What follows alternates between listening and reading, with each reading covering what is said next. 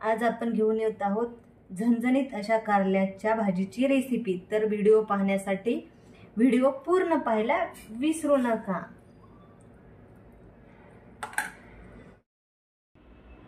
नमस्कार मंडळींनो, तुमचं माझ्या सरिताज किचन या चॅनल मध्ये खूप खूप स्वागत आहे। तर मी आज घेऊन आलेली आहे नवीन रेसिपी। आज मी करणार आहे भरल्या कारल्याची भाजी। त्यासाठी लागणारे साहित्य सांगणार आहे। सुरुवातीला मी 4 कारले घेतलेले आहेत। तुम्ही पाहू शकता हे कारले कसे आहेत।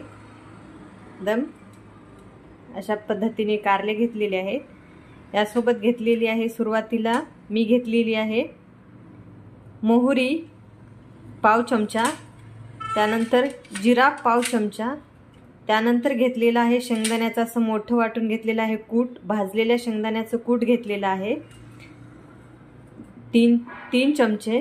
त्याच्यानंतर घेतलेला आहे हे लाल तिखट आहे, हे मी 2 चमचे घेतलेला आहे।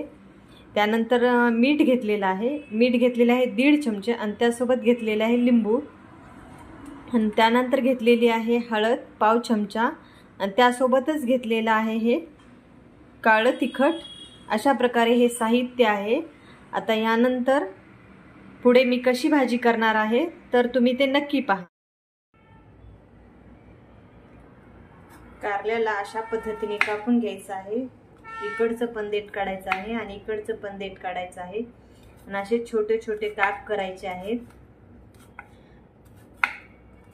अशा पद्धतीने छोटे छोटे काप करायचे आहेत आणि मधलं कोणी काढतं कोणी काढत नाही, पण बिया जर मोठ्या मोठ्या असतील तर काढायच्या। अशा पद्धतीने असे काप करून घ्यायचे आपण पूर्ण।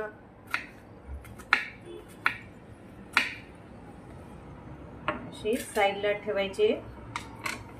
जर बिया जर मधल्या जास्त कवळ्या असतील तर काढायची गरज नाही। हे पण त्याच पद्धतीने कापून घ्यायचं कारलं, असे छोटे छोटे काप करून।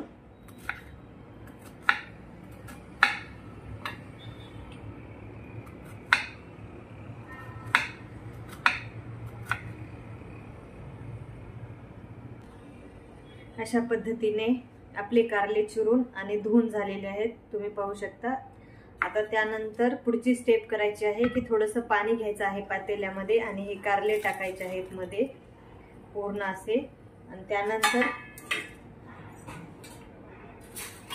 त्याच्यामध्ये थोडीशी हळद टाकायची आहे, थोडीशी, आणि त्यानंतर थोडंसं मीठ टाकायचं आहे आणि थोडंसं लिंबू पिळायचं, किंवा लिंबू वगैरे नसेल तर आपण चिंच पण यामध्ये टाकू शकता। यामध्ये थोडंसं असं लिंबू पिळून घेतलेलं आहे मी अशा पद्धतीने। आणि याला असं पूर्ण हलवायचं आहे आणि हे गॅसवर ठेवायचं आहे अशा पद्धतीने। आणि याला थोडंसं शिजेपर्यंत थोडेसे असे कारले शिजेपर्यंत असे ठेवायचे आहेत, कारण जेणेकरून हे कारले कडू होणार नाहीत। त्यामुळे मी याला 5 मिनिटासाठी असेच ठेवत आहे, कमी गॅस करून झाकून ठेवायचं आहे। तोपर्यंत आपण कांदा आणि त्यासाठी टोमॅटो एक चिरून घेऊयात। तर कांदा पण छोटे छोटे काप करून घ्यायचे आहेत, कारण कांद्यामुळे आणि टोमॅटोमुळे पण थोडंसं असं ग्रेव्ही होती भाजीची आणि भाजी अजिबात कडू पण होत नाही। अशा पद्धतीने तुम्ही जर भाजी करून पाहिलात तर तुम्ही नक्की एकदा ट्राय करा। अशा पद्धतीने भाजी, कांदा बारीक बारीक चिरायचा आहे, अजिबात ओबडधोबड चिरायचा नाही, छोटे छोटे काप करून घ्यायचे आहेत।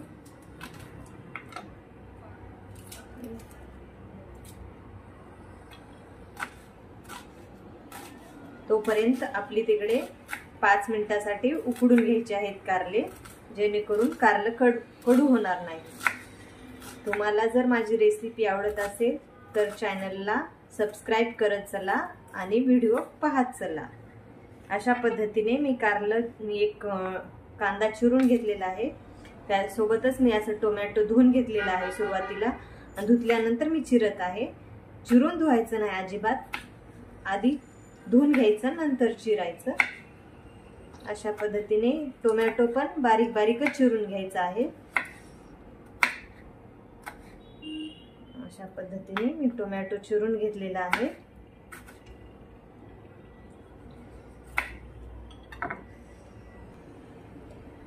त्यासोबतच मी घेतलेले आहेत 4-5 पाकळ्या लसणाच्या, अशा तुम्ही पाहू शकता। ते पण छोटे छोटे वाटून घ्यायचे आहेत बारीक बारीक, तोपर्यंत आपले कारले थोडे मऊ पडतील। अशा बारीक बारीक वाटून घ्यायचे आहे। अशा पद्धतीने कारल्याची भाजी केल्यानंतर अजिबात कडू होत नाही आणि अप्रतिम खायला लागते, भाकरी सोबत खूप छान लागते। अशा पद्धतीने मी असं बारीक बारीक लसण वाटून घेतलेलं आहे, लसण पण घेतलेलं आहे। आता आपण बघू आपले कारले तयार झाले की नाही, कारण कारले उकळल्यामुळे कारले अजिबात कडू होत नाहीत, म्हणून कारले थोडे उकडून घ्यायचे। आता आपण बघूयात आपले कारले तयार झाले की नाही। तर तुम्ही बघू शकता अशा पद्धतीने आपले कारले उकळलेले आहेत। हे बघा, आता हे असे मऊ झालेले आहेत। तर याचे आता आपण पूर्ण पाणी काढायचं आहे आणि पाणी काढून कारल्याला थंड पाण्याने धुवून घ्यायचं आहे, त्यामुळे याचा कडूपणा निघून जातो। अशा पद्धतीने असे स्वच्छ असे मी थंड पाण्याने कारले धुवून घेतलेले आहेत।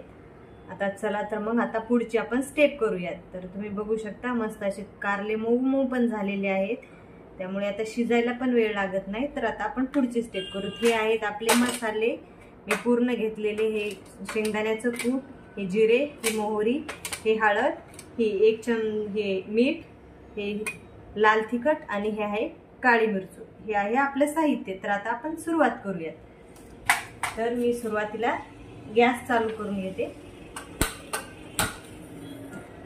गॅस चालू केलेला आहे, त्यावर ठेवलेली आहे मी कढई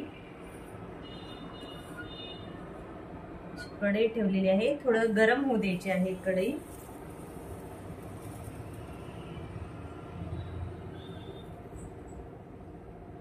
गरम झाल्यानंतर कढई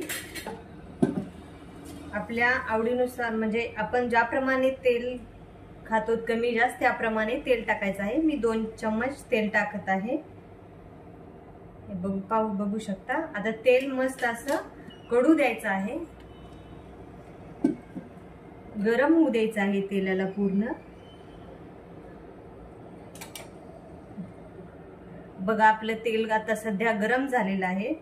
गरम झाल्यानंतर त्यामध्ये चमचा घ्यायचा आणि चमच्याने आधी सुरुवातीला मोहरी टाकायची।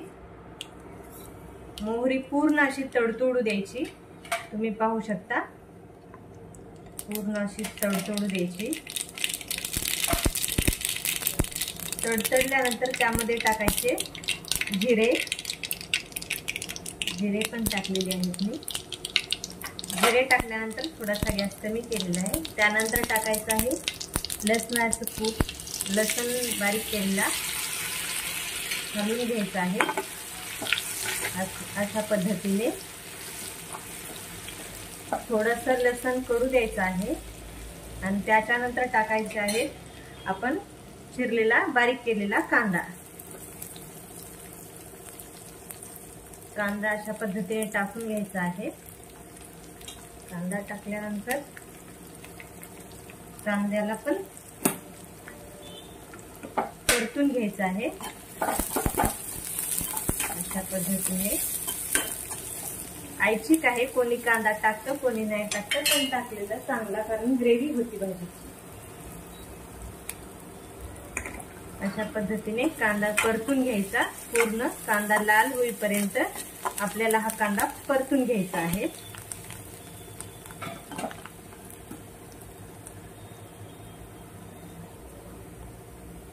आपला कांदा असा परतलेला आहे, कांदा असा म्हणजे थोडासा हे झालेला आहे, पिवळा झालेला आहे, तुम्ही बघू शकता। तर त्यानंतर आपल्याला टाकायचं आहे हे लाल तिखट। लाल तिखट आपल्या आवडीनुसार टाकायचं, जास्त कोणी खात असेल तर त्याप्रमाणे टाकायचं। मी 2 चम्मच लाल तिखट टाकत आहे याच्यामध्ये, ते पण असं परतून घ्यायचं। लाल तिखट पूर्ण असं तेलामध्ये मिक्स होऊ द्यायचं, कारण छान लागते भाजी। त्याच्यानंतर मी टाकत आहे, हे आहे माऊली मसाला, ते टाकत आहे मी 1 चमचा। तुमच्याकडे कोणता पण मसाला असेल तर ते तुम्ही टाकू शकता, असं काही नाही की हाच मसाला टाका। मसाला पण पूर्ण असा परतू द्यायचा। त्याच्यानंतर मी टाकत आहे थोडीशी हळद, हळदीला पण असं परतून घ्यायचं। मेन आहेत आपले कारले, तर आता आपण कारले टाकूया। तर हे बघू शकता कारले आपले अशा पद्धतीने कारले टाकायचे आहेत।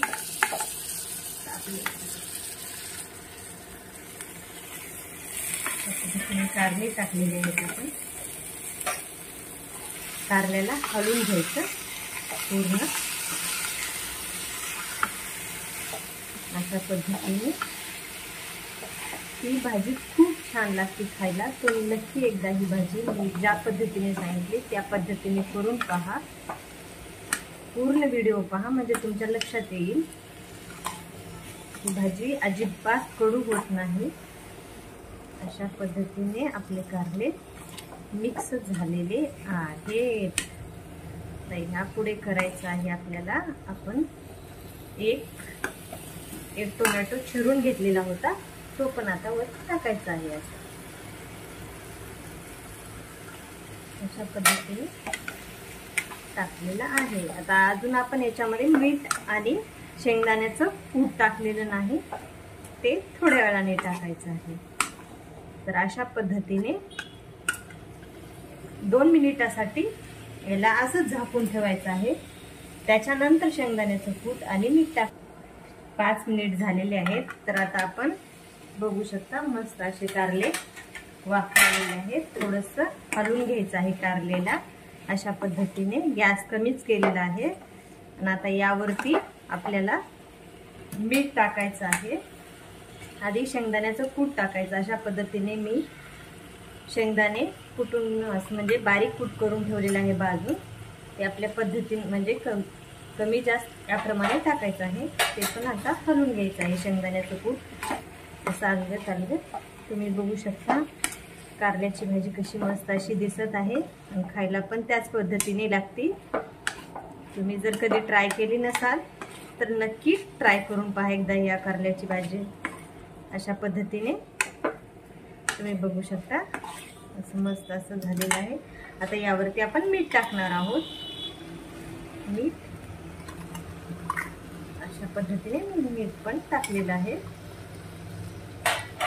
ते हलवून घ्यायचं आहे। जर तुम्हाला भाजीची ग्रेव्ही करायची असेल तर ग्रेव्ही करा, नाहीतर भाजी अशी पण मऊ होते,